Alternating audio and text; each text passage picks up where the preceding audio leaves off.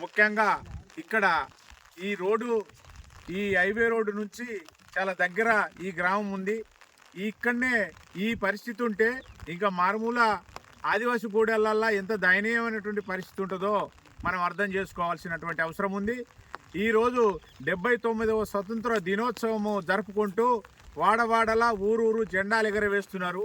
స్వతంత్రం అంటే ఏమున్నదో ఈ రోడ్డును చూస్తేనే అర్థమవుతుంది.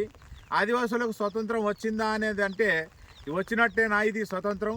కాబట్టి ఈ రోడ్డు ఎప్పుడొస్తుందో మాకు అప్పుడే నిజమైన స్వతంత్రం అనేటువంటిది ఇప్పుడే ఆదివాసులంతా చెప్తున్నారు.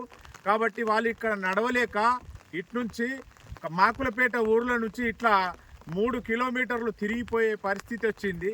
కాబట్టి ఈ రోడ్డును వెంటనే వేయాలి. అక్కడ హైవే నుంచి ఈ గూడెం వరకు రోడ్డు వేయాలి. రోడ్డు వేయని పరిస్థితుల్లో పెద్ద ఎత్తున సిపిఎం పార్టీ ఆధ్వర్యంలో ఆందోళన చేపట్టి రోడ్డు సాధించుకుంటామని